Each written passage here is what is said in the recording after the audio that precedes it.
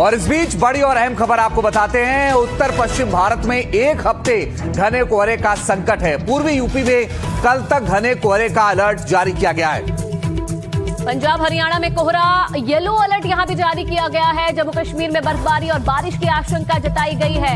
Orange alert जारी किया गया है। दिल्ली एनसीआर में ठंड बढ़ गई है। कोहरे से थोड़ी बहुत राहत जरूर मिली है। ये 6 तस्वीरें हैं आपके सामने। आप देखिए अलग अलग राज्यों में कैसे हालात इस वक्त बने हुए हैं कोहरे के बाद। यूपी की तस्वीरें हम आपको दिखा रहे हैं। अयोध्या, श्रावस्ती, कौशाम्बी और नई दिल्ली के भी अलग अलग इलाकों में आप हाल देखिए। सुबह सुबह जब लोग अपने घरों से बाहर निकले तो कोहरे का सामना उनको करना पड़ा और कई जो शहर है वहां पर ऑरेंज अलर्ट मौसम विभाग की तरफ से जारी किया गया है।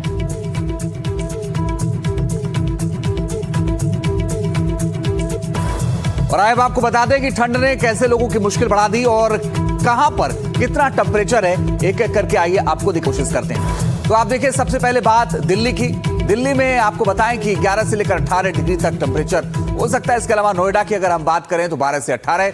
इसके अलावा गुलमर्ग की बात करें तो -10 से -5 डिग्री। इसके अलावा मनाली की बात अगर की जाए तो -2 से -13 तक। शिमला में 4 से 19 डिग्री। चंडीगढ़ में 10 से 22 डिग्री। इसके अलावा पटना में अगर हम बात करें तो अब देखिए कि पटना में 11 से 18। इसके अलावा आगरा में 10 से 18 और साथ ही कानपुर में आप देखिए 11 से 18। लखनऊ में 11 से 18। भोपाल में आप देखिए 10 से 26। जयपुर में 11 से 25। रायपुर में 8 से 26। माउंट आबू में 10 रहने की संभावना है। इसके अलावा देहरादून में 10 से 23 टेम्परेचर रहने की बात कही जा रही है और रांची में 8 से 19 डिग्री टेम्परेचर रहने की बात कही जा रही है। तो आप ये देखिए, तो ये 10 तस्वीरें भी हम आपको दिखा रहे हैं। आप देखिए लगातार जो ठंड है वो बढ़ती जा रही है और उसके बाद लोगों की मुश्किलें कैसे बढ़ गई हैं। आप देखिए कई जो बसें हैं वो देरी से चल रही है, कई जो ट्रेनें हैं वो रद्द हो गई हैं, ट्रेनें भी कई जो है वो भी देरी से चल रही है और फ्लाइट्स पर भी जो है असर देखने को मिल रहा है।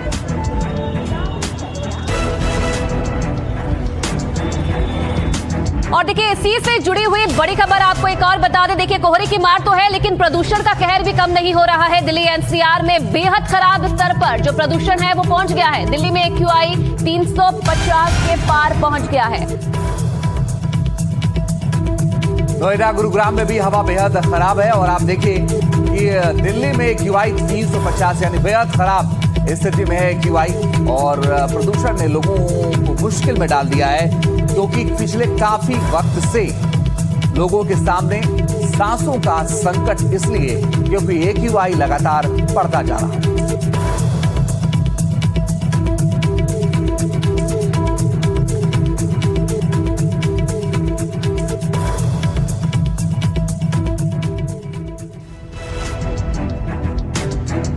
तो आइए आपको बताते हैं कि आखिर दिल्ली समेत बाकी राज्यों में क्या हालात हैं और AQI कहां कितना है, कितनी लोगों की मुश्किल बढ़ रही है। आप ये देखिए AQI दिल्ली की बेहद खराब है 365।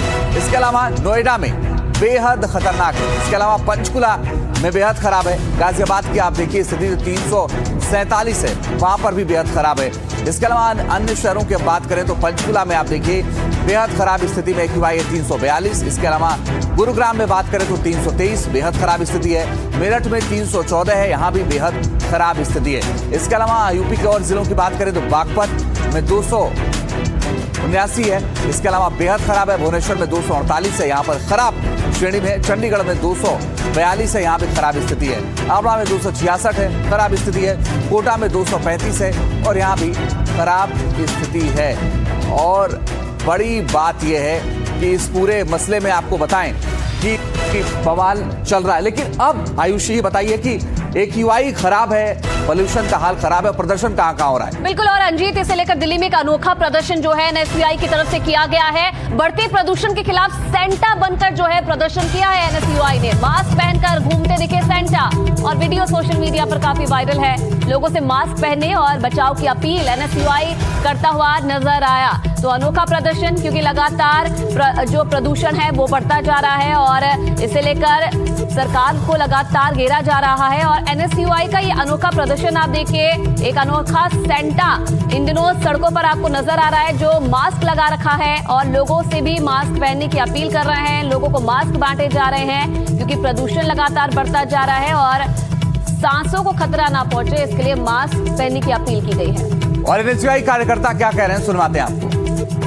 सेंटा क्लॉज को भी मास्क पहनना पड़ रहा है। अभी टॉफी चॉकलेट सेंटा क्लॉज दिया करते थे, आज मजबूरन मास्क देना पड़ रहा है सेंटा क्लॉज को भी।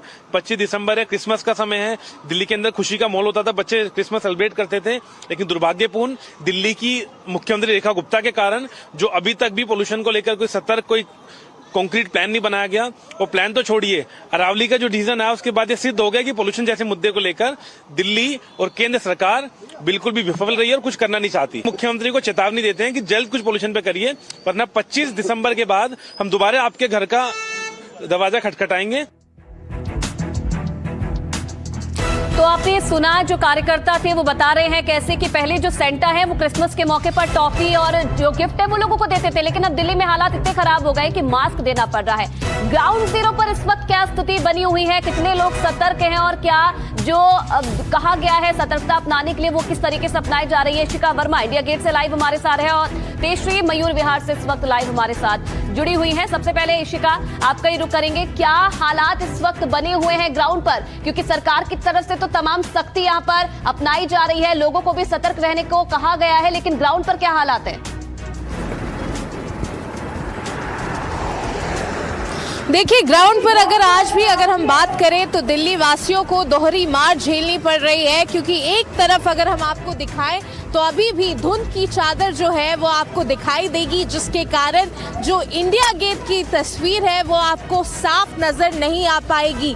विजिबिलिटी की अगर हम बात करें तो आईएमडी ने कहा है कि पालम एयरपोर्ट पे विजिबिलिटी जो है अराउंड 350 मीटर दर्ज किया गया है। वहीं सफदरजंग एयरपोर्ट पे करीबन 600 मीटर की विजिबिलिटी जो है वो दर्ज की गई है। वहीं अगर हम वायु गुणवत्ता की बात करें तो वो आज भी बहुत खराब श्रेणी में बनी हुई है। सीपीसीबी के डेटा के अनुसार आज का ओवरऑल एयर क्वालिटी इंडेक्स 356 पर बना हुआ है। और वहीं जो तमाम जगह हैं, चाहे हम आनंद विहार की बात करें, नरेला की बात करें, बवाना की बात करें, तो इन सभी जगहों पर जो एयर क्वालिटी इंडेक्स है वो 400 के पार बना हुआ है। सरकार की तरफ से ये कहा जा रहा है कि अभी जितने भी कदम उठाए जा रहे हैं उन सब का जो इम्पैक्ट है वो आने वाले दिनों में दिखेगा, उनका लॉन्ग टर्म इम्पैक्ट है। तो इसका ये भी माना जाए कि अभी फिलहाल दिल्ली वासियों के लिए कोई भी राहत अभी फिलहाल नहीं दिखाई दे रही है। चलिए इशिका बने रही, हम लौटेंगे आपके पास, लेकिन तेजश्री भी हमारे साथ बनी हुई है। और तेजश्री, आप बताइए कि इस वक्त क्या हालात हैं ग्राउंड पर, क्योंकि मुश्किलों तो लोगों को हो रही हैं, सांसों का संकट तो है ही। जी बिल्कुल, देखिए, और ये पहली बार नहीं है कि दिल्ली वासियों को इस तरह की समस्या का सामना करना पड़ रहा है। हम हर साल इसी तरह से इसी मुद्दे पर रिपोर्टिंग करते हैं, बताते हैं कि किस तरह से PM 2.5 PM 10 लगातार बढ़ रहा है, लेकिन समस्या का समाधान किसी भी साल नहीं मिलता है। एक एक करके सबसे पहले हम तस्वीरें हमारे दर्शकों को दिखाना चाहेंगे कि इस वक्त हमारी मौजूदगी कहाँ पर है। तस्वीरों के जरिए आप देख सकते हैं इस वक्त हमारी मौजूदगी वैसे तो अक्षरधाम पर है, लेकिन अक्षरधाम का मंदिर अमूमन जब हम यहाँ से गुजरते हैं तो मेट्रो से भी आराम से दिखाई पड़ता है, लेकिन इस वक्त धुंध इतनी है, कोहरा इतना है और सबसे बड़ी बात प्रदूषण इतना है, इसलिए इस पूरे इलाके को कोहरे ने ढक लिया है।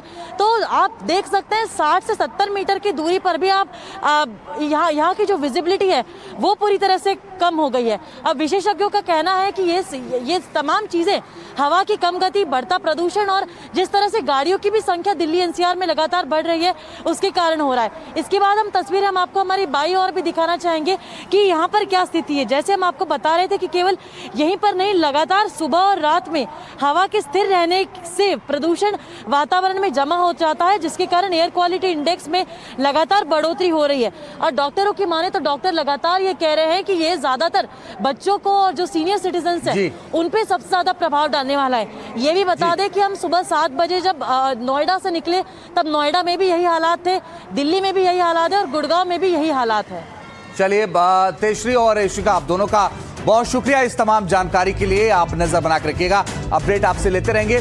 लेकिन ये बात प्रदूषण की हुई। लेकिन अब बात करते हैं पहाड़ों में हो रही बर्फबारी की, और बड़ी खबर इससे जुड़ी हुई आ रही है, वो भी आपको बताते हैं। पहाड़ों पर बर्फबारी तेज हो गई है। हिमाचल और जम्मू कश्मीर के पहाड़ों पर बर्फ की चादर है इस वक्त।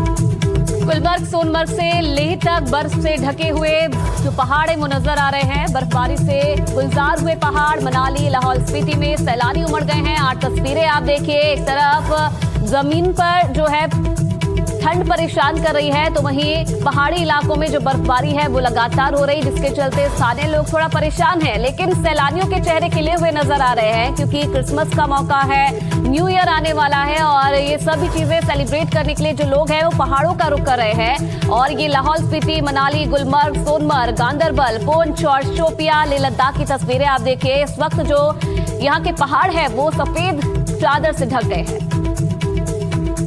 तो आप अलग अलग तस्वीरें देख रहे हैं, जहां पर आपको समझ में आएगा कि हालात खराब हैं।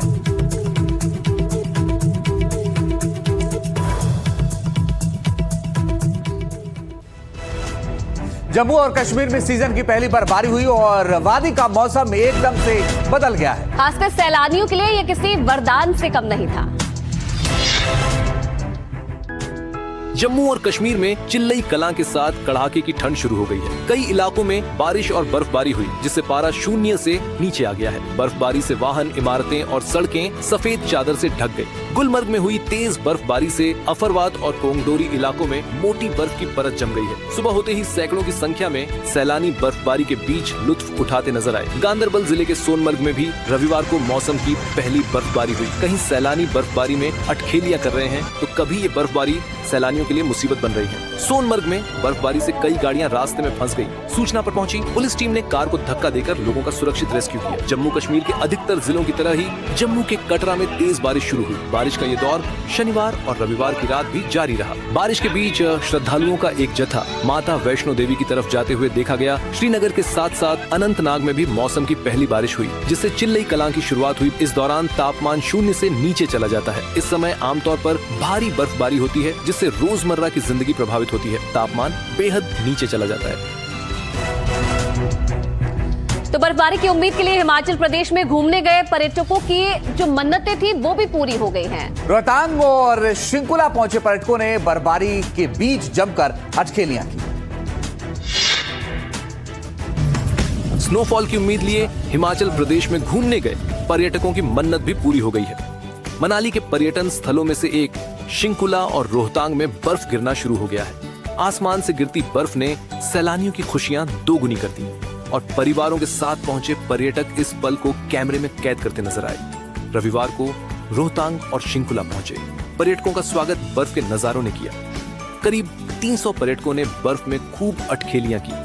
रोपवे का सफर करने वाले पर्यटकों ने कहा कि बर्फबारी के बीच रोपवे का सफर उन्हें जिंदगी भर याद रहेगा। सर्दी के मौसम के दस्तक देते ही राज्य के अधिकतर पर्यटन स्थल कुल्लू, मनाली, लाहौल स्पीति, शिमला कसोल समेत आसपास के क्षेत्रों में बड़ी संख्या में पर्यटकों की बढ़ोतरी हुई है। क्रिसमस से पहले बर्फबारी पर्यटकों को खूब लुभा रही है।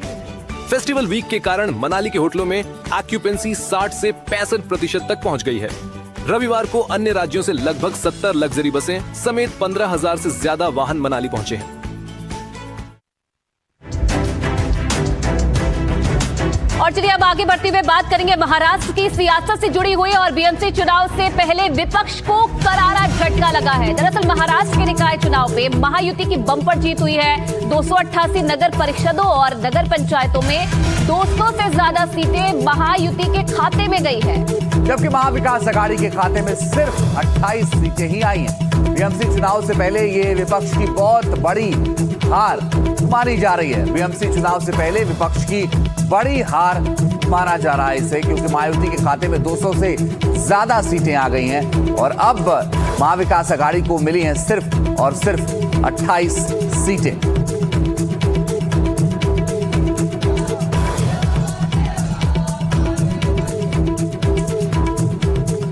और दो अलग अलग तस्वीरें अब आपके सामने है। महायुति की एक तरफ बम्पर जीत हुई है महाराष्ट्र निकाय चुनाव में और दूसरी तरफ 44 सीटों पर सिमट गई महाविकास अघाड़ी। तो एक बड़ा अंतर है दोनों पार्टियों में अगर आप देखें तो, और इसी वजह से माना यह जा रहा है कि एक तरीके से ये महाविकास अघाड़ी की बड़ी हार के तौर पर देखा जा रहा है।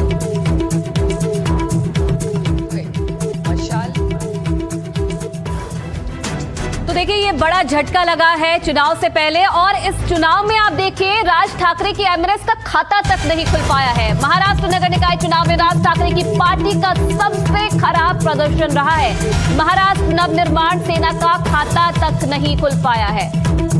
तो एक तरफ तो बड़ी जीत हासिल की है महायुति ने, तो वहीं दूसरी तरफ अगर एमएनएस की बात की जाए तो एमएनएस की करारी हार हुई है। जहां कुछ सीटें जीतने की बात की जा रही थी, लेकिन हालात ये रहे कि एक भी सीट नहीं जीत पाई है।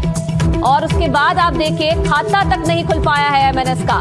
सबसे खराब प्रदर्शन रहा है राज ठाकरे की पार्टी का इन चुनाव में।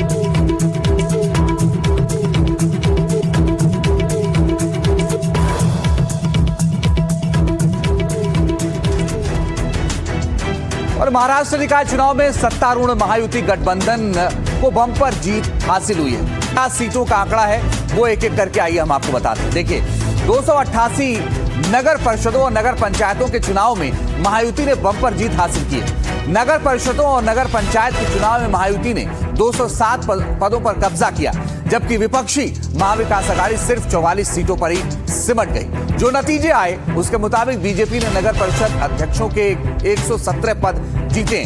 वहीं एकनाथ शिंदे की शिवसेना ने 53 सीटों पर जीत दर्ज की है। एनसीपी अजीत पवार 37 सीटें अपने नाम करने में कामयाब रही। वहीं बात करें विपक्ष के महाविकास अघाड़ी गुट की, तो कांग्रेस को 28 सीटों पर ही जीत मिली। तो वहीं शिवसेना उद्धव गुट 9 सीटों पर ही सिमट गई। तो वहीं एनसीपी शरद पवार सिर्फ 7 सीटों पर ही अपना खाता खोल पाई। तो एनसीपी शरद पवार को आपको बताएं कि 7 सीटों पर ही संतोष करना पड़ा है। लेकिन इस पूरे मामले पर एकनाथ शिंदे जो महाराष्ट्र के उप मुख्यमंत्री हैं और देवेंद्र फडणवीस जो मुख्यमंत्री हैं महाराष्ट्र के, वो क्या कह रहे हैं, सुनिए सर। शिवसेना का स्ट्राइक रेट जो है काफ़ी तगड़ा रहा है, और जैसे लोकसभा में स्ट्राइक रेट था, विधानसभा में स्ट्राइक रेट था, वैसे ही ये स्थानीय जो चुनाव है नगर परिषद नगर पंचायत में शिवसेना ने बरकरार रखा है। लोगों ने शिवसेना का साथ दिया है और लाडली बहनों ने भी साथ दिया है, सब मतदाताओं ने साथ दिया है। शिवसेना कई लोग कहते थे कि शिवसेना सिर्फ ठाणे और मुंबई तक सीमित है, लेकिन अब चांदा से बांदा तक शिवसेना सभी घर घर में पहुंच गई है। मुझे बहुत खुशी है कि महाराष्ट्र की जनता ने फिर एक बार भारतीय जनता पार्टी पर और हमारी महायुति पर पूरे तरीके से विश्वास दिखाया है। फिर एक बार बीजेपी ये सबसे बड़ी पार्टी बनकर उभरी है। 129 शहरों के प्रेसिडेंट नगराध्यक्ष ये भारतीय जनता पार्टी के बने हैं। 75% नगर पालिकाओं में बीजेपी, शिवसेना और राष्ट्रवादी महायुति के नगराध्यक्ष बने हैं। बीजेपी ने एक नया रिकॉर्ड कायम किया है।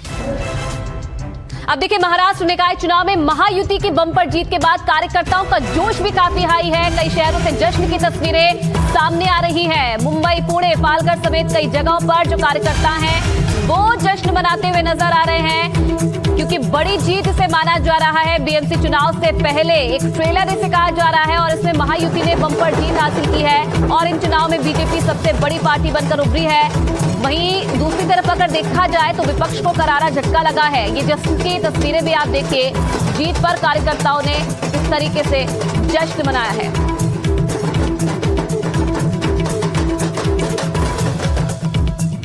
और अब अलग अलग शहरों की तस्वीरें आपको दिखाते हैं। आप देखिए कैसे जश्न मनाया जा रहा है। महिला कार्यकर्ताओं के बीच खास तौर पर उत्साह देखा जा रहा है। एक दूसरे को मिठाई खिलाकर, नाच गाकर जो है मुंबई में जश्न मनाया गया निकाय चुनाव पर जीत का। और अब अगली तस्वीर है पुणे की। पुणे में भी आप देखिए होली जैसा नजारा देखने को मिला है। रंग लगाकर, बैंड बाजे बजाकर जो है इस जीत का जश्न मनाया गया है कार्यकर्ताओं की तरफ से। आप देखिए कैसे मुंबई से लेकर पुणे तक जो जश्न है वो देखने को मिला है।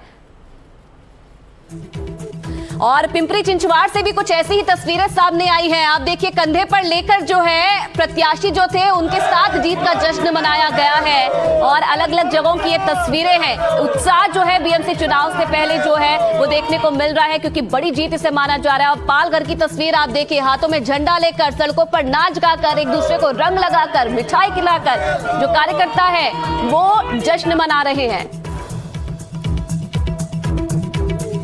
अब एक और तस्वीर अब आपको दिखाते हैं। जलगांव में भी कुछ ऐसा ही जो नजारा है जीत का वो देखने को मिला है। कार्यकर्ताओं के बीच का उत्साह आप देखिए, जश्न मनाया गया यहाँ पर, क्योंकि एक बड़ी जीत इसे माना जा रहा है बीएमसी चुनाव से पहले, जहां पर एक दावा किया जा रहा था विपक्ष की तरफ से कि वो भी जीत पाएंगे कुछ सीटें, लेकिन इतनी कम सीटें आई है विपक्ष के खाते में जिसकी उम्मीद भी नहीं थी।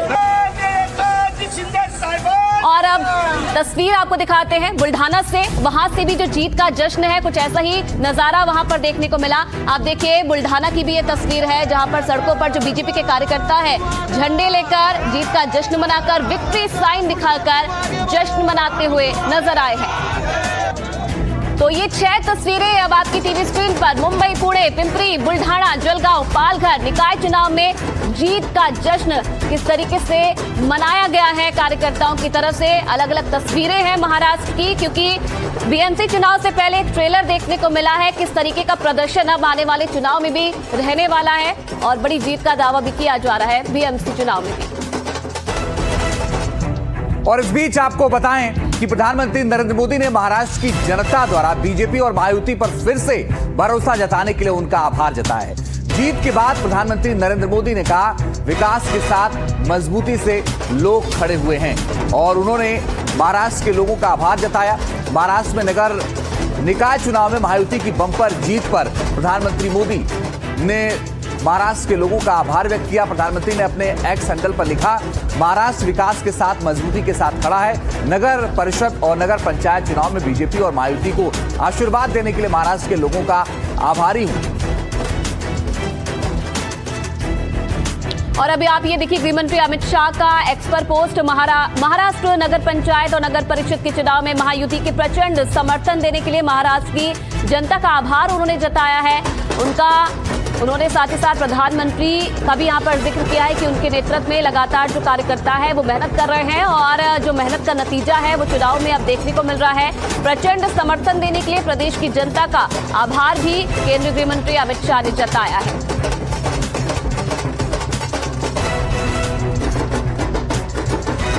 तो एक तरफ जीत का जश्न आप देख रहे हैं और दूसरा एक्स पर गृह मंत्री अमित शाह का पोस्ट। और आइए इससे जुड़ी एक और अहम खबर आपको बताते हैं। निकाय चुनाव के नतीजों पर उद्धव गुट की नाराजगी भी सामने आई है।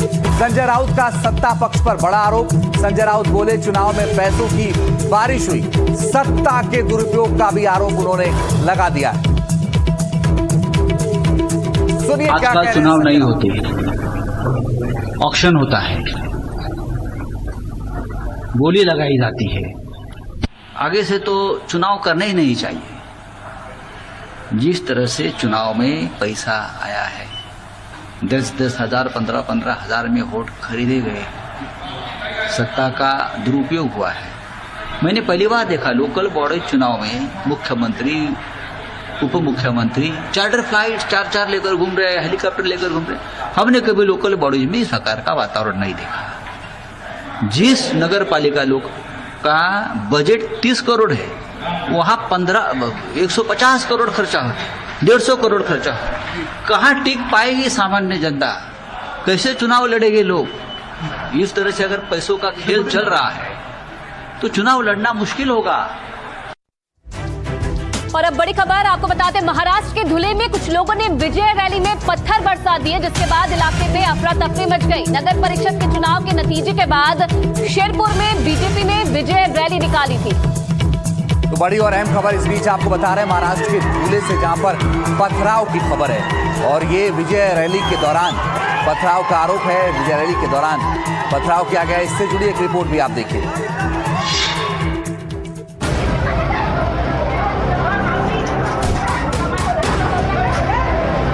महाराष्ट्र नगर परिषद चुनाव में मिली जीत के बाद बीजेपी की विजय रैली में पथराव हो गया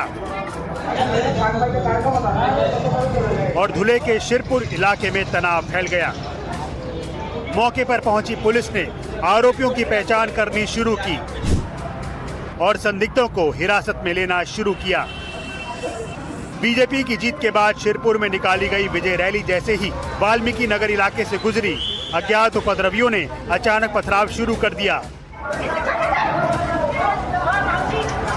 इसके बाद पुलिस ने कार्रवाई करते हुए 2 से 3 संदिग्धों को हिरासत में लिया है। ये पत्थरबाजी किसने की, अभी तक इसका खुलासा नहीं हो पाया है। इलाके में शांति जरूर है, लेकिन तनाव बना हुआ है। प्रशासन ने किसी भी स्थिति से निपटने के लिए पुलिस बंदोबस्त तैनात कर दिया है। और चलिए खबरों में आगे बढ़ते हुए बात करेंगे पड़ोसी देश बांग्लादेश की, जहां लगातार हंगामा मचा हुआ है। उस्मान हादी की मौत को लेकर बांग्लादेश में लगातार विरोध प्रदर्शन हो रहा है। हादी की पार्टी इनकलाब मंच ने यूनुस सरकार को 24 घंटे का जो अल्टीमेटम दिया था, वो अल्टीमेटम अब खत्म हो गया है। और ऐसे में आज इस मामले को लेकर इनकलाब मंच बड़ा प्रदर्शन कर सकती है। दरअसल इस मामले में अब तक किसी की भी गिरफ्तारी नहीं हो सकी है, जिससे इनकलाब मंच के लोग और गुस्से में हैं। और अब पार्टी ने सरकार को जो 24 घंटे का अल्टीमेटम दिया है वो भी बीत चुका है। ऐसे में सवाल उठ रहा है कि क्या यूनुस का तख्ता पलट अब तय है।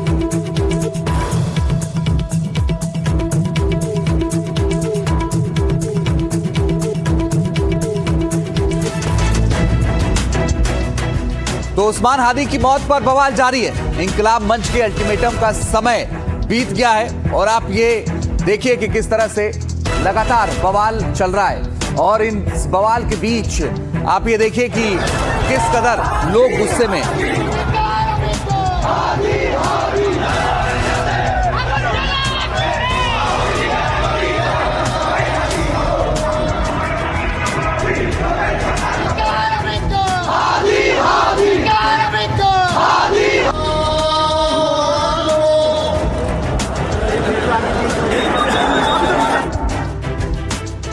तो आप ये देखिए कि हादी हादी के वहां पर नारे लग रहे थे और इस दौरान हादी की हत्या के बाद बवाल हो गया। वहां पर भगदड़ मच गई, पुलिस भी साइड हो गई। इसके पीछे की वजह ये थी कि लोग बेहद गुस्से में थे और लोग हत्यारों की गिरफ्तारी की मांग कर रहे हैं। वो ये कह रहे हैं कि हत्यारों की गिरफ्तारी हो, लेकिन जो अल्टीमेटम था उसका भी वक्त बीत चुका है, अभी तक गिरफ्तारी फिलहाल नहीं हो पाई।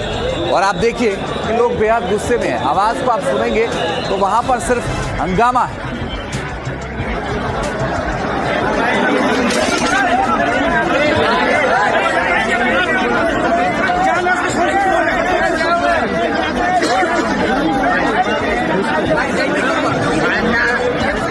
अब देखिए जो विद्रोह की तस्वीरें सामने आ रही है, उसके बाद सवाल ये उठ रहा है कि क्या उपद्रवी बांग्लादेश में एक बार फिर से तख्ता पलट का मन बना चुके हैं और क्या यूनुस की उल्टी गिनती शुरू हो चुकी है। ये हम क्यों कह रहे हैं, क्योंकि बांग्लादेश में जो हालात है वो कुछ ऐसा ही इशारा करते हुए नजर आ रहे हैं। दरअसल बांग्लादेश के अंतरिम नेता मोहम्मद यूनुस की कुर्सी जो है खतरे में नजर आ रही है।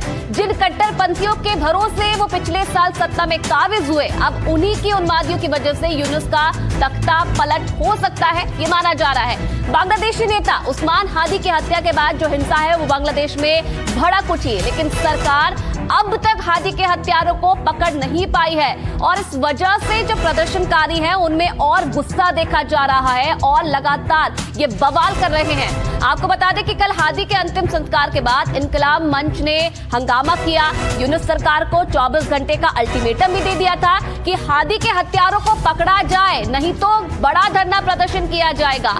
कट्टरपंथियों ने यूनुस सरकार के सामने अपनी 2 मांगे रखी थी। पहली मांग ये थी कि हादी के हत्यारों की जल्द से जल्द गिरफ्तारी की जाए और दूसरी ये थी कि अवामी लीग से जो जुड़े इंटेलिजेंस एजेंट हैं उन्हें पकड़ा जाए। अगर ऐसा नहीं होता है तो सरकार अपना इस्तीफा खुद दे दे, ये भी मांग की है प्रदर्शनकारियों ने। यूनुस सरकार पर आरोप ये भी लगा है कि उन्होंने प्रदर्शनकारियों को फ्री हैंड दिया है और आंख बंद करके बांग्लादेश हिंसा पर चुप्पी साध रखी है, यानी कि कुछ नहीं बोल रही है सरकार। लेकिन अब यही प्रदर्शनकारी यूनुस सरकार से नाराज है और तभी मोहम्मद यूनुस बार बार हादी की तारीफ कर रहे हैं। लेकिन दावा यह भी है कि अगर हादी की हत्या पर जल्द कार्रवाई नहीं हुई तो क्या प्रदर्शनकारी यूनुस को भी सत्ता से बेदखल कर देंगे और इसी प्रदर्शन के साथ जो लगातार उग्र होता जा रहा है, ये सवाल और उठ रहा है क्योंकि जो दो मांगे की गई थी वो पूरी नहीं हुई है। और इस बीच बड़ी खबर ये मिल रही है कि हादी की हत्या पर बांग्लादेश पुलिस का बयान सामने आया है। इंकलाब मंच की अल्टीमेटम खत्म होने से पहले ये बयान आया है कि हत्या के मुख्य संदिग्ध के बारे में कोई जानकारी अभी तक नहीं मिल पाई है। आरोपी फैसल करीम मसूद की तलाश जारी है, हर पहलू से जांच कर रही है बांग्लादेशी पुलिस का ये कहना है।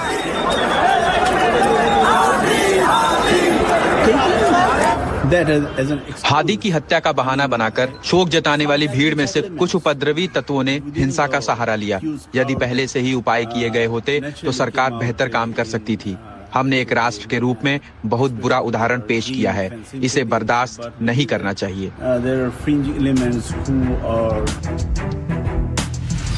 और एक और बड़ी खबर इससे जुड़ी आपको बताते हैं। हिंदू युवक के साथ बर्बरता मामले में 2 और गिरफ्तारी हुई है। ईश निंदा के आरोप में भीड़ ने किया था हमला और अब तक मामले में 12 गिरफ्तारियां हो चुकी हैं। आपको बता दें 150 अज्ञात लोगों के खिलाफ केस दर्ज किया गया है।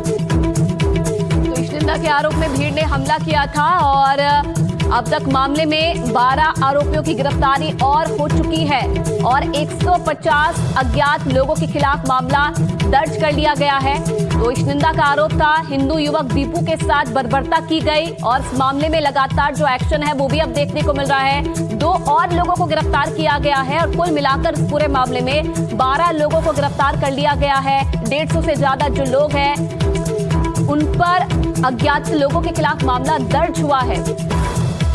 वीडियो वायरल हुआ था जिसमें हिंदू युवक दीपू के साथ कैसे बर्बरता की गई और उसे जान से मार दिया गया और जब यही मन नहीं भरा तो उसके शव को भरी भीड़ में जला दिया गया। और उसके बाद अब लगातार बांग्लादेश से लेकर भारत तक सवाल उठ रहे हैं।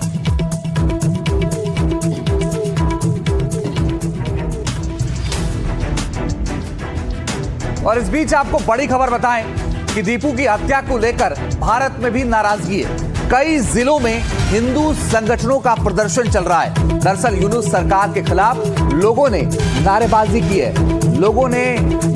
की है, नाराजगी जताई है। दीपू की हत्या के बाद से लगातार लोग गुस्से में हैं और कार्रवाई की मांग हो रही है और ये कह रहे हैं कि बांग्लादेश में हिंदू निशाने पर हैं, हिंदू टारगेट पर हैं और हिंदू संगठन के तमाम लोग सड़कों पर उतरे। आपको बता दें कि कई जगहों पर प्रदर्शन हो रहे हैं, यूनुस सरकार का पुतला फूंका जा रहा है और नारेबाजी हो रही है।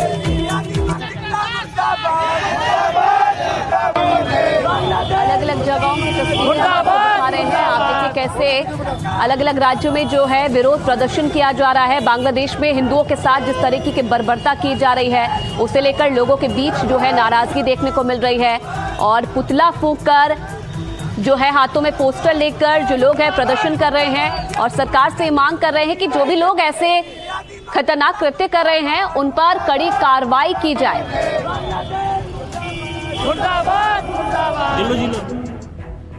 तो आप ये देखिए नेपाल की तस्वीरें, नेपाल से लेकर के तमाम जगहों पर प्रदर्शन हो रहे हैं और ये नेपाल में दीपू की हत्या के बाद से ये प्रदर्शन हो रहा है और लोगों ने मोमबत्तियां जलाकर एक तरीके से श्रद्धांजलि भी दी दीपू को और लोगों का विरोध भी था कि जो कुछ हो रहा है बांग्लादेश में वो अच्छा नहीं हो रहा है। लोगों के चेहरे पर, लोगों के जहन में नाराजगी है इस बात को लेकर के कि आखिर क्यों ऐसा हुआ और हिंदू टारगेट पर है बांग्लादेश में और दीपू की हत्या के बाद से बहुत सारे सवाल हैं जिनका जवाब आना बाकी है।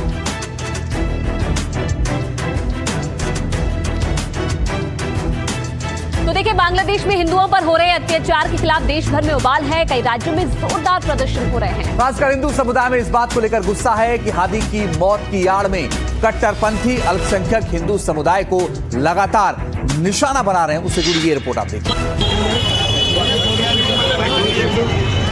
देश में बांग्लादेश के कट्टरपंथियों के खिलाफ हिंदुओं का गुस्सा 7वें आसमान पर है। मोहम्मद यूनुस की काम चलाऊं सरकार अब किसी काम की नहीं लग रही है। ना कट्टरपंथियों पर यूनुस का बस चल रहा है और ना ही बांग्लादेश के हालात सुधर रहे हैं। ऐसे में हिंदू अल्पसंख्यकों के लिए बांग्लादेश किसी जहन्नुम से कम नहीं है। दीपू दास की हत्या इस बात का जीता जागता सबूत है और इस हत्याकांड को लेकर देश भर में जबरदस्त उबाल है। बिहार के कटिहार में बजरंग दल और विश्व हिंदू परिषद ने भी जमकर प्रदर्शन किया। कार्यकर्ताओं ने शहीद चौक पर पुतला दहन किया और मांग उठाई कि CA कानून के तहत हिंदुओं को सुरक्षा देने की जो बात पर जल्द से जल्द अमल करना चाहिए।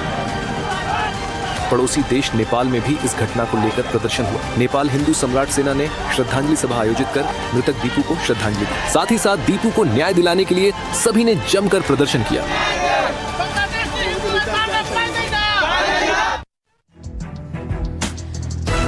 तो लोगों के अंदर गुस्सा है, उसकी तस्वीरें आपने देखी है। और अब बांग्लादेश में कैसे दीपू की हत्या के बाद उस वक्त माहौल पैदा हो गया था, कैसा मंजर था उस वक्त, वो तस्वीरें भी हम आपको दिखाते हैं। और अब इसे लेकर जो है लोगों के अंदर गुस्सा देखा जा रहा है। ये तस्वीरें आप देखिए, हिंदू युवक दीपू जिसके साथ बदसलूकी की गई, बताया जा रहा है अपनी फैक्ट्री में वो काम कर रहा था और तभी भीड़ वहां आई, वहां से खींचकर उसे ले गई और उसके साथ बर्बरता की गई। और बर्बरता की ये जो तस्वीरें हैं अब काफी वायरल हो रही है सोशल मीडिया पर, और इस पर भी अब सवाल उठ रहे हैं। अब दीपू से जुड़ी हुई एक और तस्वीर हम आपको दिखाते हैं। आप देखिए कैसे जो दीपू है वो पुलिस स्टेशन में बैठा हुआ नजर आ रहा है। जो पुलिस के अधिकारी है वो उसके साथ बातचीत करते हुए नजर आ रहे हैं। पुलिस स्टेशन की तस्वीर थी और इस तस्वीर में दीपू साफ तौर पर दिखाई दे रहा है पुलिस के साथ बातचीत करता हुआ। और उसके बाद क्या तस्वीर आई वो भी हम आपको दिखा दें। दीपू को मारा गया, बर्बरता उसके साथ की गई और जब मन नहीं भरा तो लाश तक को नहीं छोड़ा उपद्रवियों ने। और लाश के साथ कैसे बर्बरता करते हुए नजर आ रहे हैं। हजारों की संख्या में भीड़, और भीड़ जो है वो लाश के साथ भी बर्बरता करती हुई नजर आ रही है। पहले पीट कर उसे मार डाला, उसके साथ उसके शव के साथ मारपीट की गई और जब मन नहीं भरा तो शव को जला दिया गया। लाश तक को नहीं बरसा यहाँ पर देखिए जो है लाश तक को नहीं छोड़ा है उपद्रवियों ने और कैसी बर्बरता उसके साथ की गई। ये तस्वीरें हम आपको दिखा रहे हैं। आप देखिए कैसे जो है दीपू, मासूम दीपू जिस पर आरोप लगाए गए पहले तो कि उसने आपत्तिजनक बयान दिए हैं, पहले ये आरोप लगाए गए उस पर और उसके बाद कैसे बर्बरता उसके साथ की गई। उसे खींच कर लाया गया, पुलिस स्टेशन में उसे बैठाया गया और उसके बाद उसे जान से मार दिया गया। और अब एक और तस्वीर हम आपको दिखा रहे हैं। आप देखिए उपद्रवियों का मन यहीं तक नहीं भरा, जब मन नहीं भरा तो दीपू को जला डाला। पहले उसके शव के साथ बर्बरता की गई और मेरे पीछे तस्वीर आप देखिए, उसके शव को जला दिया गया, उस पर लाठी बरसाई जा रही है, पत्थर बरसाए जा रहे हैं और उसकी लाश को वहीं पर जला दिया गया जहां पर ये उपद्रवी प्रदर्शन कर रहे थे। तो दीपू को पहले आप देखिए कैसे फैक्ट्री से जो है खींच कर लाया गया और उसके बाद जब गुस्सा देखा गया लोगों के अंदर, क्योंकि भारत में लगातार जो लोग हैं वो प्रदर्शन कर रहे हैं, गिरफ्तारी की मांग कर रहे हैं और अब इस पूरे मामले में 12 लोगों को गिरफ्तार कर लिया गया है। ये वही लोग हैं जिनकी पहचान की गई है और इन लोगों को गिरफ्तार किया गया है। ये वही लोग हैं जिन्होंने दीपू के साथ बर्बरता की, न सिर्फ उसे मारा बल्कि उसके शव तक को नहीं छोड़ा और उसके शव के साथ भी इन्हीं लोगों ने बर्बरता की थी। और अब तक 150 से ज्यादा लोगों पर FIR दर्ज हो चुकी है, 12 लोगों की गिरफ्तारी हो गई है और भी जो लोग हैं उनकी पहचान की जा रही है। अब देखिए पूरा मामला आखिरकार क्या था। ईश निंदा के सबूत नहीं थे फिर भी दीपू को आखिरकार क्यों मारा गया, ये सवाल अब हर कोई पूछ रहा है। बांग्लादेश में मारे गए हिंदू दीपू चंद्र की हत्या पर बड़ा खुलासा ये हुआ है कि ईश निंदा का जो आरोप लगा था उस पर भीड़ ने जिस दीपू को पीट कर मार डाला ईश निंदा के आरोप में, फिर दीपू की लाश को पेड़ से बांधकर जला दिया गया और सुराग मिटा दिए गए और कहा कि दीपू ने धार्मिक भावनाओं को ठेस पहुंचाने वाली टिप्पणी की थी। लेकिन जांच में दीपू की ऐसी किसी टिप्पणी के सबूत तक नहीं मिले हैं। बांग्लादेश की जो रैपिड एक्शन बटालियन है यानी कि RAB, उसने खुद यह खुलासा किया है और कहा है कि अब हर कोई कह रहा है कि दीपू को ऐसा कुछ कहते हुए नहीं सुना गया, किसी ने उसे धर्म को ठेस पहुंचाते हुए न देखा है और न कभी सुना है। लेकिन जब आरोप लगे तो उन्हें जबरन फैक्ट्री से निकाल दिया गया। फैक्ट्री के मैनेजर ने जानबूझकर दीपू को मौत के मुंह में धकेल दिया था। मैनेजर ने पहले दीपू को नौकरी से इस्तीफा देने पर मजबूर किया और फिर जब दीपू पर ईश निंदा के आरोप लगे तो पुलिस के हवाले नहीं किया बल्कि मैनेजर जो आलमगीर था उसने दीपू को दंगाइयों की भीड़ के हवाले कर दिया। यूनुस सरकार की दुनिया भर में बदनामी होने के बाद जांच और एक्शन अब इस पूरे मामले में शुरू हो गया है। जो मैनेजर है आलमगीर समेत 10 आरोपियों को पुलिस ने गिरफ्तार कर लिया है। लेकिन सबसे चौंकाने वाला खुलासा ये है कि बिना इश्निंदा के ही दीपू की हत्या हो गई।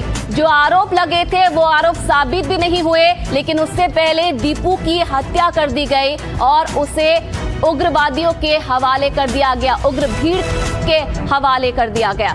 और चलिए इसी पर एक बड़ी खबर आपको बताएंगे। बांग्लादेश में हिंदुओं पर लगातार हमलों को लेकर बड़ी खबर ये मिल रही है कि बांग्लादेश को कड़ी फटकार भारत ने लगाई है और भारत ने बांग्लादेश की अंतरिम सरकार को 2 टूक शब्दों में कह दिया है कि बहानेबाजी छोड़िए और दीपू चंद्र दास के हत्यारों को तुरंत जेल में डालिए। वीजा को लेकर भी सरकार ने फैसला लिया है कि चटगांव से वीजा जारी करने पर अब रोक लगेगी। तो भारत सरकार ने नाराजगी जताई है और इससे पहले भी भारत सरकार उच्चायुक्त को तलब करके तमाम बातें कह चुकी है और अब एक बार फिर से भारत ने नाराजगी जताई है और हिंदुओं पर हो रहे अत्याचार को लेकर सीधे सीधे भारत सरकार की यह नाराजगी फिलहाल देखी गई।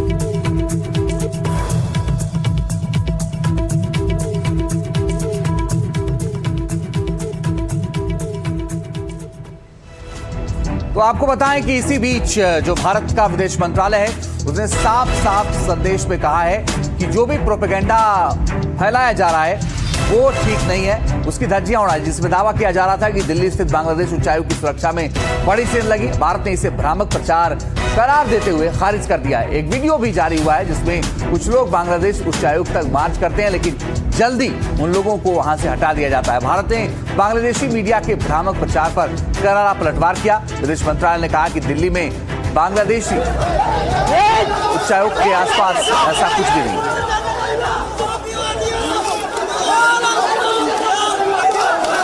विदेश मंत्रालय ने ढाका के हालात को लेकर भी एक वीडियो शेयर किया, कटाक्ष किया कि बांग्लादेश के ढाका में जो हुआ था उसे हिंसा कहा जाता है, जहां उपद्रवियों ने सच में भारत सहायक उच्चायुक्त तक मार्च किया और फिर हंगामा किया था। तो बांग्लादेश में क्या हालात बने हुए हैं और कैसे से लेकर भारत से लेकर बांग्लादेश में जो है हंगामा बजा हुआ है। भारत में लगातार ये मांग की जा रही है कि ऐसे उपद्रवी जो हिंदुओं के साथ बर्बरता कर रहे हैं उन पर कड़ी कार्रवाई की जाए।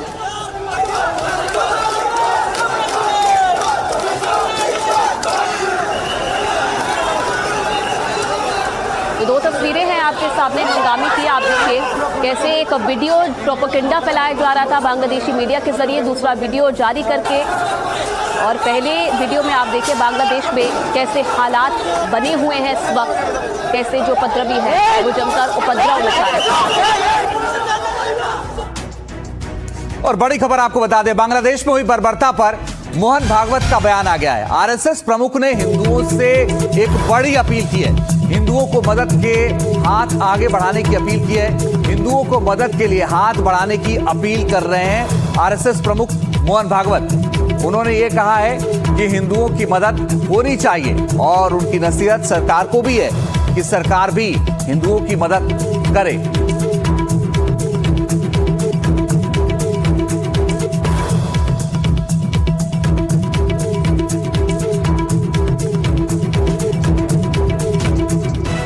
तो आरएसएस प्रमुख मोहन भागवत का बयान आपको सुनाएंगे, उससे पहले ग्राफिक्स के जरिए आपको बताते हैं कि मोहन क्या कुछ कहा है। तो आप ये देखिए, आरएसएस प्रमुख मोहन भागवत ने बांग्लादेश पर बड़ा बयान दिया। उन्होंने सरकार को बांग्लादेशी हिंदुओं की मदद की नसीहत दी। उन्होंने कहा भारत को अपनी सीमाओं में रहकर मदद करनी चाहिए। भागवत बोले हमें वो सब कुछ करना होगा जो हम कर सकते हैं, क्योंकि पूरी दुनिया में हिंदुओं के लिए एकमात्र देश भारत ही है। भारत सरकार को इस पर ध्यान देना होगा, उन्हें कुछ करना होगा। भागवत बोले हो सकता है सरकार पहले से कुछ कर रही हो, कुछ बातें बताई जाती हैं लेकिन कुछ नहीं बताई जा सकती हैं। कभी नतीजे मिलते हैं, कभी नहीं मिलते हैं, लेकिन कुछ तो करना होगा। उन्होंने कहा कि वहां हिंदू अल्पसंख्यक हैं, इसलिए हालात मुश्किल हैं। हिंदुओं को अगर बांग्लादेश में सुरक्षित रहना है तो एकजुट रहना होगा। दुनिया भर के हिंदुओं को बांग्लादेश के हिंदुओं की मदद करनी चाहिए। मोहन भागवत कोलकाता में आयोजित एक संवाद कार्यक्रम में बोल रहे थे और इस दौरान उन्होंने ये बातें कही हैं। आइए खबरों में आगे बढ़ते हैं और एक अहम खबर और है इससे जुड़ी हुई, वो बताएंगी मेरी सहयोगी आयुषी। बिल्कुल अंजीत, देखिए आरएसएस प्रमुख ने सिर्फ बांग्लादेश पर ही बात नहीं की है, उन्होंने बंगाल को लेकर भी बात की है और बंगाल में जिस तरीके से बाबरी की नींव रखी गई उस पर भी उन्होंने बयान दिया है। बंगाल की बाबरी पर भड़के हैं भागवत, झगड़ा फिर शुरू करने की साजिश रची जा रही है, मोहन भागवत ये कह रहे हैं। और मुर्शिदाबाद बाबरी पर संघ प्रमुख का बयान, बंगाल में बाबरी राजनीतिक साजिश है, झगड़े को शुरू करने की सियासी साजिश है। बाबरी हिंदू मुसलमान का मुद्दा नहीं है, बाबरी सिर्फ वोट का मुद्दा है। और क्या कुछ कहा मोहन भागवत ने इस मुद्दे पर, वो भी आपको सुनवाते हैं। मुसलमानों को ये समझना चाहिए कि वो पूजा से अलग है, लेकिन संस्कृति, राष्ट्र, समाज के नाते, देश के नाते एक ही बड़ी इकाई के अंग है, ये उन्होंने कहना चाहिए। ये समझने से सब ठीक हो जाएगा, बाकी कोई ज्यादा समस्या नहीं है। तो अब दूसरी बात है, यानी ये होना चाहिए, लेकिन हो क्या रहा है कि एक झगड़ा चल रहा था, अंत में कोर्ट के हवाले कर दिया कि भाई आप निर्णय करो। कोर्ट ने बड़ा लंबा समय लगाकर, बहुत ही विचार किया होगा ना, इतना लंबा समय लगाया तो, और एक निर्णय दिया तो वहां राम मंदिर बन गया। तो ये मंदिर मस्जिद वाला झगड़ा वहां समाप्त हो गया, बाबरी मस्जिद। अब फिर से बाबरी मस्जिद बनाकर उस झगड़े को रीस्टार्ट करने का ये पॉलिटिकल षड्यंत्र है, मतों के लिए हो रहा है। न ये मुसलमानों की भलाई में है, न ये हिंदुओं की भलाई में। झगड़ा खत्म हो रहा है, अच्छी सद्भावना बनेगी तो ये फिर से वो खाई चौड़ी करने का प्रयास हो जाता है। ऐसा नहीं होना चाहिए, ऐसा मुझे लगता है। तो बंगाल के बेलडांगा में टीएमसी से निलंबित विधायक हुमायूं कबीर की प्रस्तावित बाबरी मस्जिद इन दिनों चर्चा में है। इस मुद्दे पर सियासत भी खूब हो रही है। अब इस मुद्दे पर राष्ट्रीय स्वयंसेवक संघ प्रमुख मोहन भागवत का भी बयान सामने आ गया। देखिए,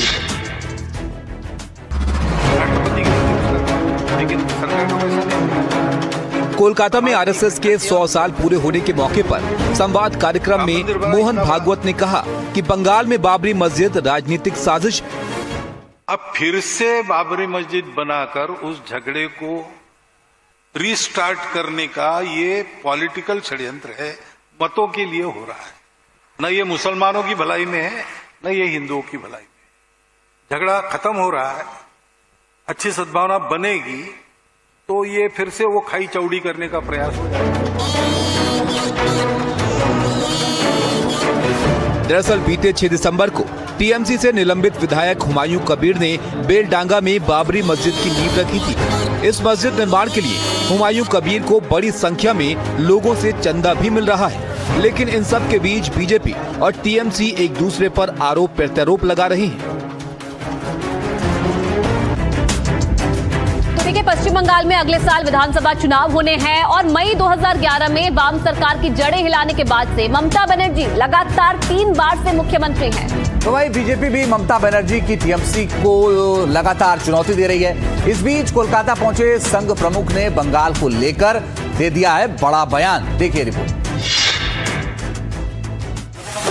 राष्ट्रीय स्वयं संघ के कार्यकर्ता पश्चिम बंगाल में बीजेपी के लिए सियासी जमीन तैयार करने जुट गए। राष्ट्रीय स्वयंसेवक संघ के प्रमुख मोहन भागवत का बयान इस नजरिए से बेहद अहम माना जा रहा है। इधर हम लोगों को संगठित होके समाज के नाते पक्का खड़ा रहना पड़ेगा। एक संघ हिंदू समाज अगर खड़ा होता है तो बंगाल में परिस्थिति बदलने के लिए कोई समय लगेगा नहीं। हालांकि मोहन भागवत ने यह साफ किया कि संघ समाज परिवर्तन को लेकर अपना काम कर रहा है, राजनीतिक परिवर्तन से उसका कोई सरोकार नहीं है। राजनीतिक परिवर्तन के बारे में सोचना मेरा काम नहीं है। हम समाज परिवर्तन का सोच के संघ का काम कर रहे हैं। परिवर्तित समाज क्या करना क्या नहीं करना इसका योग्य निर्णय लेगा। मोहन भागवत ने कहा कि हिंदुओं का एकमात्र देश भारत है, भारत सरकार को इसका संज्ञान लेना होगा। पश्चिम बंगाल के मुर्शिदाबाद में नई बाबरी मस्जिद के नींव रखने के मामले में आरएसएस प्रमुख मोहन भागवत ने पहला बयान दिया है। उन्होंने कोलकाता में एक कार्यक्रम को संबोधित करते हुए कहा कि राम मंदिर बनते ही झगड़ा वहीं समाप्त हो गया, लेकिन अब फिर से बाबरी मस्जिद बनाकर उस झगड़े को दोबारा शुरू करने का ये पॉलिटिकल षड्यंत्र है। बाबरी के अलावा भागवत ने पश्चिम बंगाल की धरती से मदरसों में शिक्षा, बंगाल में हिंदुओं की ताकत और बांग्लादेश में हिंदुओं पर हो रहे जुल्म पर भी संदेश दिया। एक झगड़ा चल रहा था, अंत में कोर्ट के हवाले कर दिया कि भाई आप निर्णय करो। कोर्ट ने बड़ा लंबा समय लगाकर बहुत ही विचार किया होगा ना, इतना लंबा समय लगाया तो, और एक निर्णय दिया तो वहां राम मंदिर बन गया। तो ये मंदिर मस्जिद वाला झगड़ा वहां समाप्त हो गया, बाबरी मस्जिद। अब फिर से बाबरी मस्जिद बनाकर उस झगड़े को रीस्टार्ट करने का ये पॉलिटिकल षड्यंत्र है, मतों के लिए हो रहा है। न ये मुसलमानों की भलाई में है, न ये हिंदुओं की भलाई में। झगड़ा खत्म हो रहा है, अच्छी सद्भावना बनेगी तो ये फिर से वो खाई चौड़ी करने का प्रयास हो जाता है। ऐसा नहीं होना चाहिए, ऐसा मुझे लगता है। इधर हम लोगों को संगठित होके समाज के नाते पक्का खड़ा रहना पड़ेगा। एक संघ हिंदू समाज अगर खड़ा होता है तो बंगाल में परिस्थिति बदलने के लिए कोई समय लगेगा नहीं। हिंदुओं की दुर्दशा कब समाप्त होगी? वहां माइनॉरिटी है एकदम, वहां जरा कठिन है, फिर भी जो मैक्सिमम बचाव हो सकता है उसके लिए वहां के हिंदू को इकट्ठा रहना पड़ेगा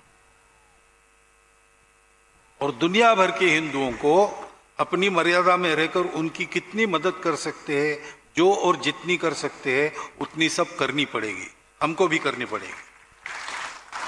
और हम तो वो कर रहे हैं। बाकी हिंदुओं का एक ही देश है, भारत देश।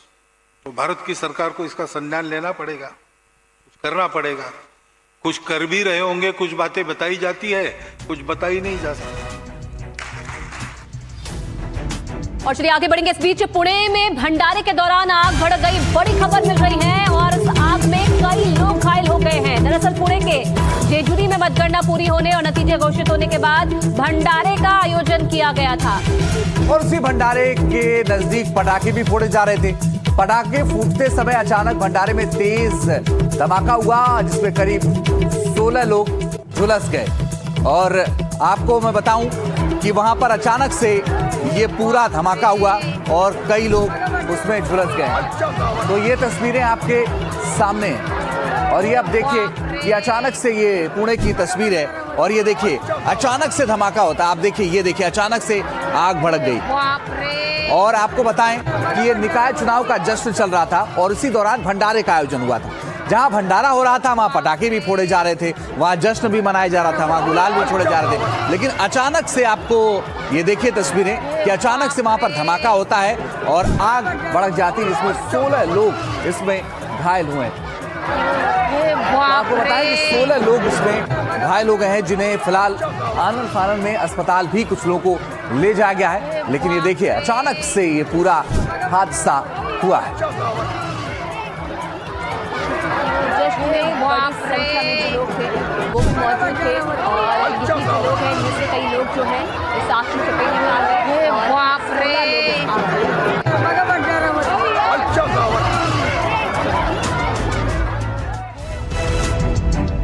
और उधर केरल से एक दिल दहला देने वाला मामला सामने आया है जिसने पूरे देश को झकझोर दिया है।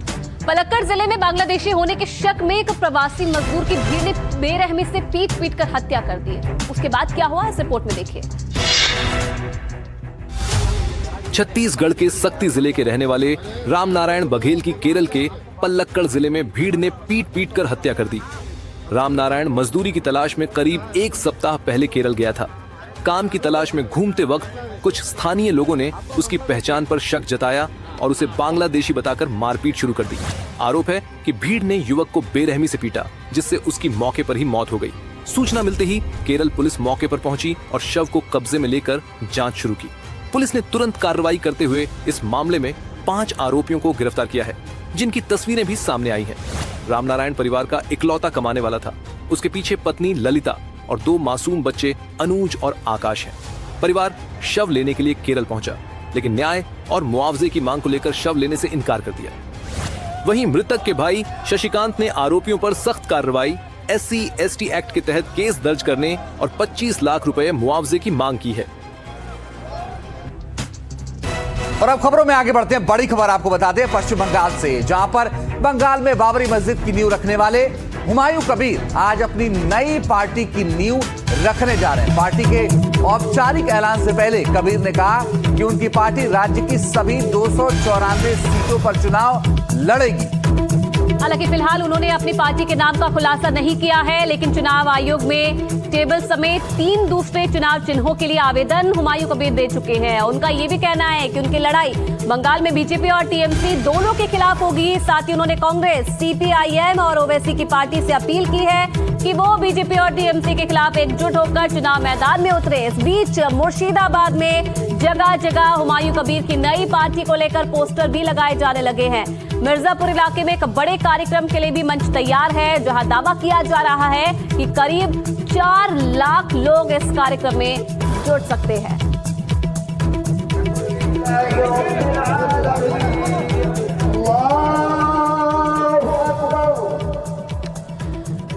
तो हुमायूं कबीर जब पहले टीएमसी से उन्हें निष्कासित कर दिया गया था, उन्हें निकाल दिया गया, तो उसके बाद से वो चर्चाओं में है। उसके बाद उन्होंने मुर्शिदाबाद में बाबरी की नींव रखी और उस वक्त भी भीड़ बड़ी संख्या में इकट्ठा हुई थी और उसी वक्त उन्होंने ऐलान किया था कि वो नई पार्टी बनाएंगे, क्योंकि आने वाले समय में चुनाव है और चुनाव में हुमायूं कबीर कैसे प्रभाव डालेंगे ये भी बड़ी बात है, देखने वाले है। लेकिन अब आपको समझाते हैं कि आखिरकार हुमायूं कबीर कौन है और क्या है 2026 के लिए उनका राजनीतिक एजेंडा। अब देखिए, टीएमसी से सस्पेंड हुए हैं, एमएलए हैं हुमायूं कबीर, मुर्शिदाबाद के भरतपुर से विधायक है।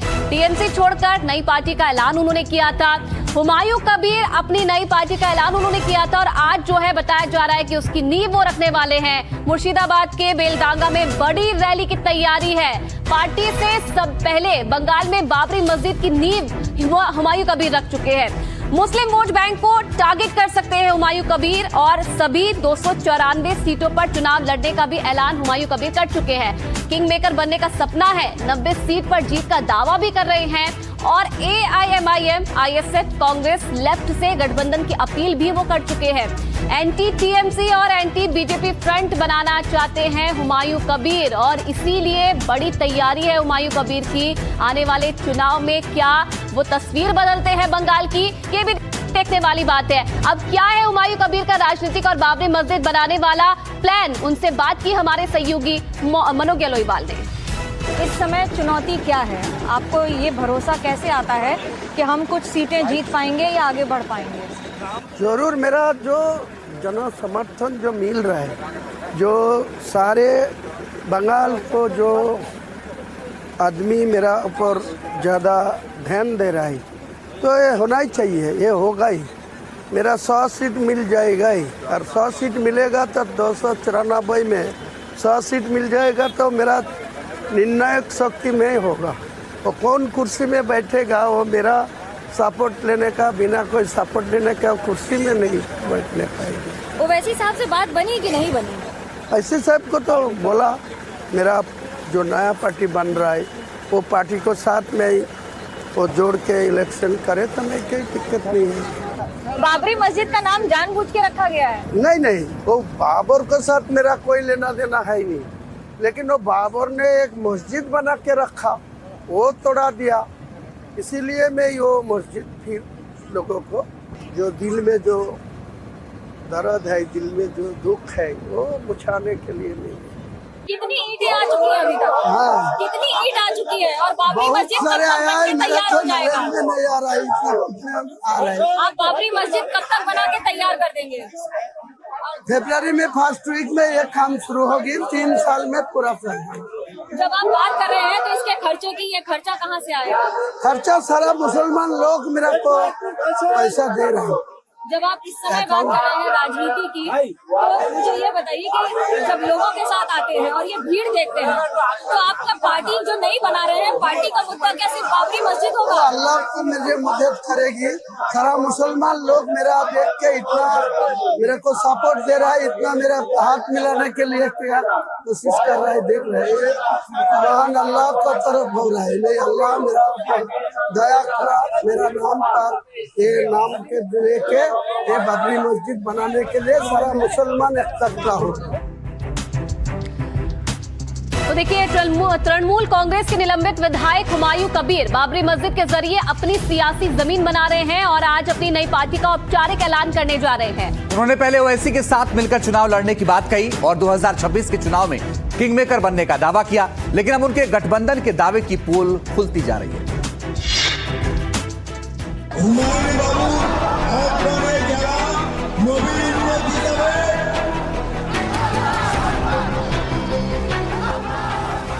हुमायूं कबीर ने 6 दिसंबर को मुर्शिदाबाद के बेलडांगा में नई बाबरी मस्जिद की नींव रखी और साथ ही साथ अपनी राजनीतिक जमीन भी तैयार की। कई दलों से गठबंधन का दावा कर रहे हैं, लेकिन उनके दावों की अब हवा निकलती दिखाई दे रही है।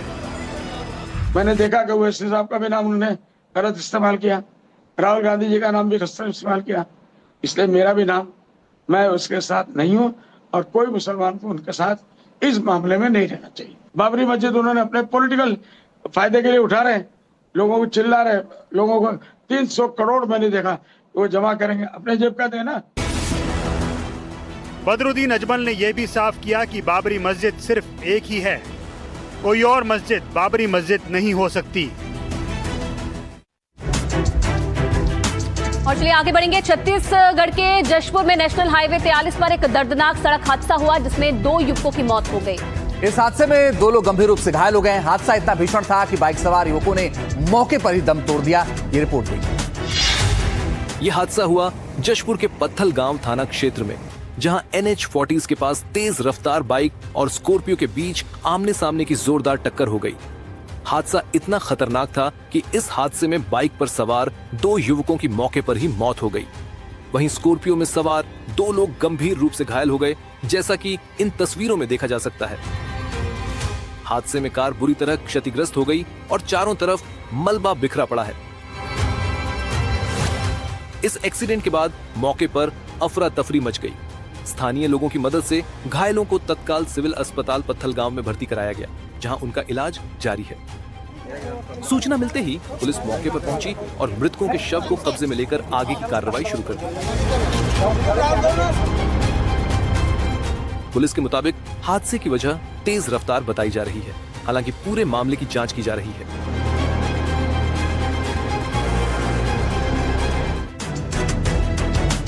और अगली खबर है छत्तीसगढ़ के कवर्धा से, जहां के कचरा कलेक्शन सेंटर में भीषण आग लग गई, जिससे वहां पर अफरा तफरी मच गई। अज्ञात कारणों से लगे इस आग में लाखों का नुकसान हो गया है। रिपोर्ट देखिए। ये तस्वीरें हैं कवर्धा शहर की, जहां कैलाश सरोवर के पास बने कचरा प्रबंधन केंद्र में अचानक भीषण आग लग गई। देखते ही देखते आग ने विकराल रूप ले लिया, जिसने कचरा संग्रहण के लिए इस्तेमाल होने वाली दर्जनों गाड़ियों को चपेट में ले लिया। सभी गाड़ियां जलकर खाक हो गई।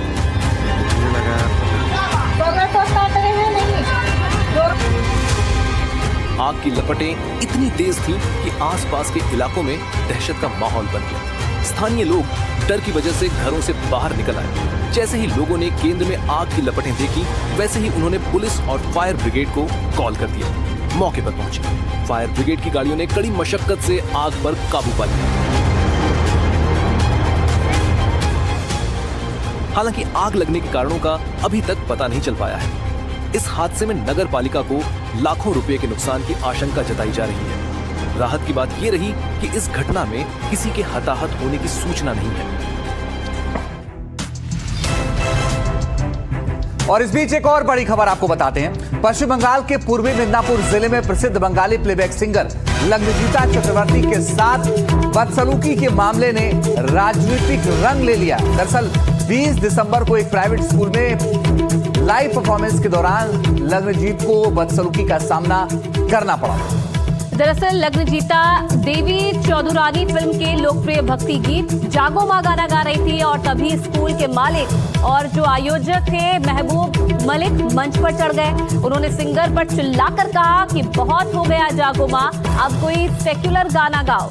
आरोप है कि मलिक ने गाली गलौज भी की, मारपीट की कोशिश भी की, जिसके बाद लग्नजीता ने कार्यक्रम को बीच में छोड़ दिया। सिंगर की शिकायत के बाद पुलिस ने महबूब मलिक को गिरफ्तार कर लिया है और इस मामले में राज्य की ममता सरकार पर विपक्ष चौतरफा हमला कर रहा है। बीजेपी से हिंदू विरोधी मामला और ममता सरकार के संरक्षण का केस बता रही है, जबकि टीएमसी ने इसे व्यक्तिगत मामला बताया है और कानून के हिसाब से कार्रवाई की बात की है। पूरे विवाद पर लग्नजीता क्या कह रही है वो भी आपको सुनाते हैं। Basically, even though he wanted to beat me up, but he could not beat me up because people stopped him from beating me up. So and then, so that's when he said, "Onek jagoma hoyeche, ebar ekটু secular ga." And after that, I obviously went to the Bhagwanpur police station, and I told the police what has happened. They asked me to file a general diary, and I have done that. अब इस पूरे विवाद पर BJP नेता प्रदीप भंडारी ने x पर post करके ममता सरकार पर हमला बोला है। दिखाते हैं आपको क्या लिखा है प्रदीप भंडारी ने। तो जागो मां को बंगाल में चुप करा दिया गया। प्रसिद्ध बंगाली सिंगर लग्नजीता चक्रवर्ती को दुर्गा मां का गाना गाने के लिए अपमानित और गाली गलौज का सामना करना पड़ा। ये कहना है प्रदीप भंडारी का, जिन्होंने इस पूरे विवाद को लेकर ममता बनर्जी पर निशाना साधा है, ममता सरकार पर निशाना साधा है और उन्होंने ये कहा है कि दुर्गा मां का गाना गाने के लिए एक सिंगर को अपमानित किया गया, उसके साथ गाली गलौज किया गया। ये सिर्फ टीएमसी सरकार में हो सकता है। और आइए आपको बताते हैं कि कौन है सिंगर लग्नजीता और इनसे जुड़ा ये पूरा विवाद क्या है, ये आपको चाहिए। आप देखिए, आपको मैं बताऊं कि सिंगर से बदसलूकी निशाने पर ममता। जी हां, प्रसिद्ध बंगाली प्लेबैक सिंगर है लग्नजीता। भगवानपुर के पब्लिक स्कूल में वो गई थी कार्यक्रम के लिए, जहां उनसे बदसलूकी हुई। स्कूल के मालिक महबूब अली ने बदसलूकी की। भजन गाने पर सिंगर से बदसलूकी की गई।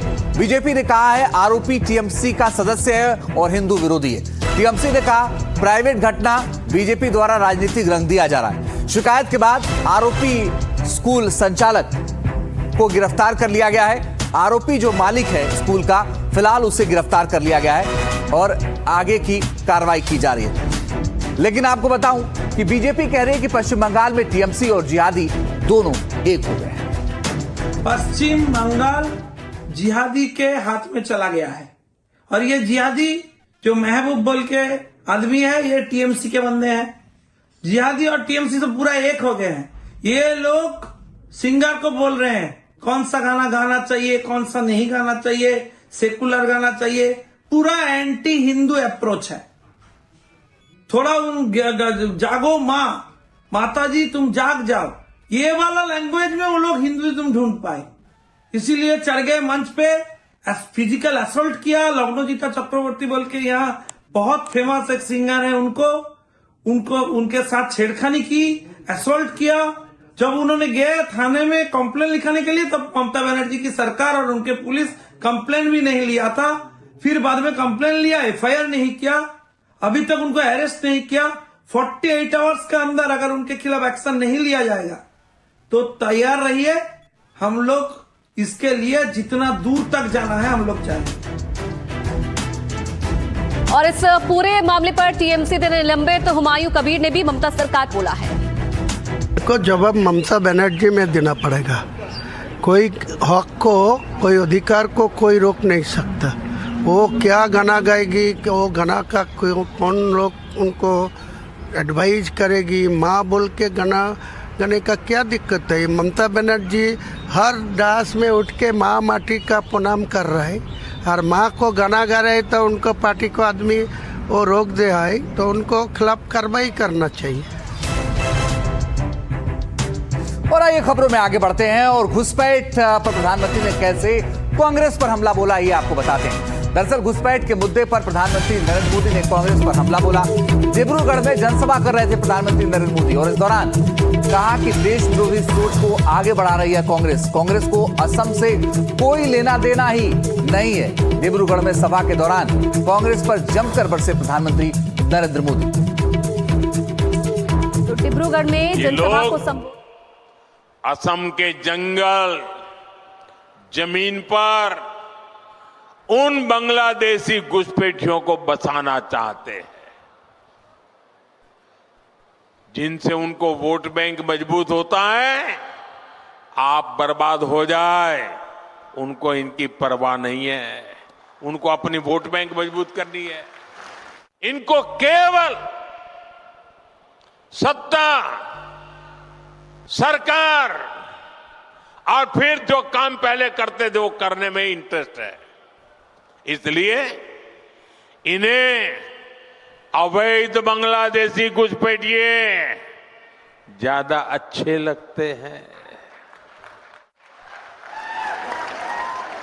अवैध घुसपैठियों को कांग्रेस ने ही बचाया और कांग्रेस ही उन्हें बचा रही है। इसलिए कांग्रेस पार्टी वोटर लिस्ट के शुद्धिकरण का विरोध कर रही है।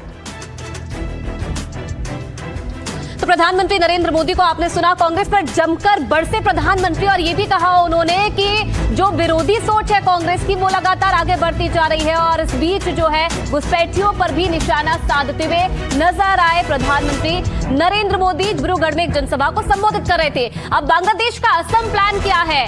बांग्लादेश बॉर्डर से सटे असम में पीएम मोदी ने बड़ी रैली की और कहा कि कभी असम को भी बांग्लादेश में मिलाने की साजिश रची जा रही थी। पहले की सरकार ने घुसपैठियों को बचाया जो असम पर कब्जा कर रहे थे। असम की सुरक्षा और पहचान को घुसपैठियों से खतरा बढ़ता जा रहा था, लेकिन असम से ज्यादा उन्हें घुसपैठियों की चिंता थी।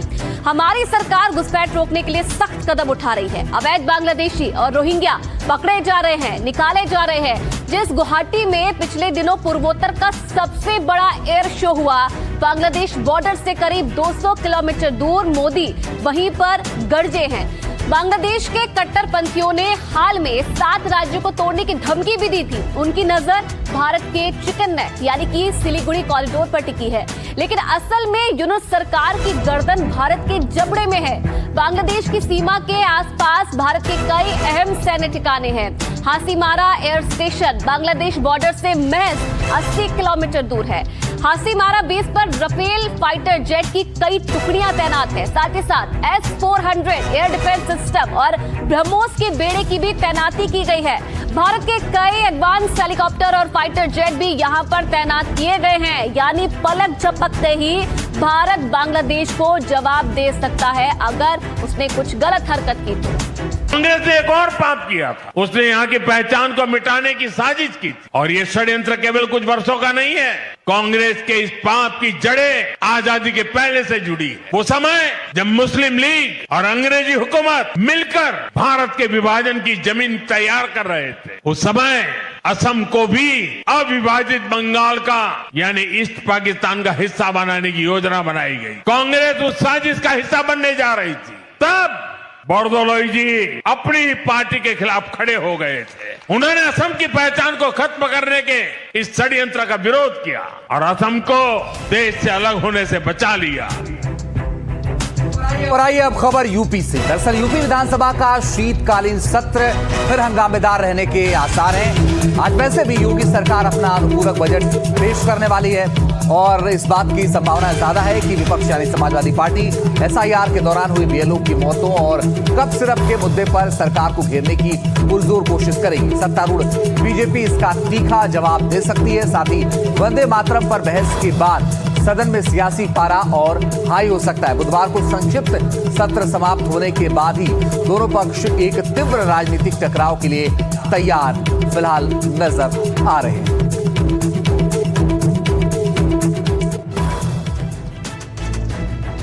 तो देखिए, यूपी विधानसभा का शीतकालीन सत्र चल रहा है और आज फिर सत्र में हंगामे के आसार जताए जा रहे हैं। विधानसभा में अनुपूरक बजट भी जो है वो बीजेपी की तरफ से लाया जा सकता है और मिशन 2027 पर फोकस है भारतीय जनता पार्टी का। और इस बैठक में प्रदेश के नए बीजेपी अध्यक्ष पंकज चौधरी और मुख्यमंत्री योगी आदित्यनाथ समेत तमाम बड़े नेता शामिल।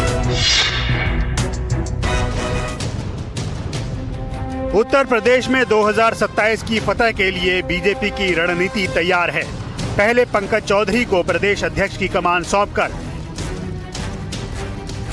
गैर यादव OBC वोट बैंक को साधने का दांव चला गया और अब बूथ स्तर तक पार्टी को और मजबूत करने के लिए लखनऊ में मंथन हुआ। खुद डिप्टी CM केशव प्रसाद मौर्य ने ये साफ कर दिया है कि इस बैठक के दूरगामी परिणाम होंगे। संगठन की बैठक है, संगठनात्मक बैठक है और इस संगठनात्मक बैठक के परिणाम बहुत दूरगामी होंगे और संगठन बूथ स्तर तक मजबूत हो और हर कार्य सिद्ध हो, इसका लक्ष्य लेकर के आगे बढ़ेंगे। बैठक में जिला अध्यक्षों और विधायकों को आपसी समन्वय के साथ काम करने के निर्देश दिए गए ताकि पंचायत चुनाव और 2027 में होने वाले विधानसभा चुनाव में जीत सुनिश्चित करने में कोई कमी न रह जाए।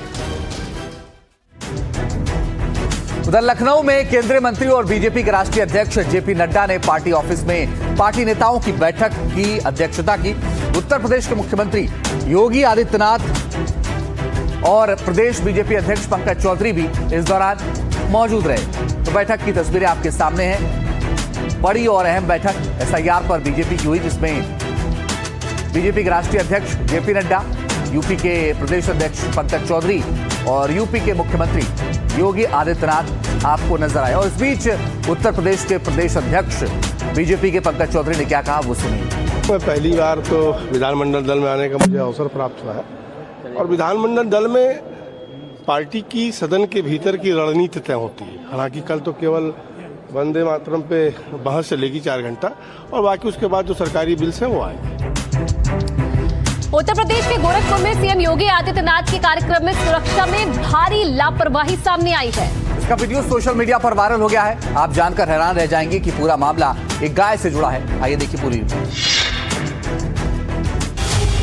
गोरखपुर में मुख्यमंत्री योगी आदित्यनाथ की सुरक्षा में लापरवाही का मामला सामने आया है। सीएम गोरखनाथ ओवरब्रिज का उद्घाटन करने पहुंचे थे। जब उनकी कार रुकी तो पहले सांसद रवि किशन उतरे, फिर सीएम योगी। इसी दौरान एक गाय दौड़ती हुई कार के पास पहुंच गई।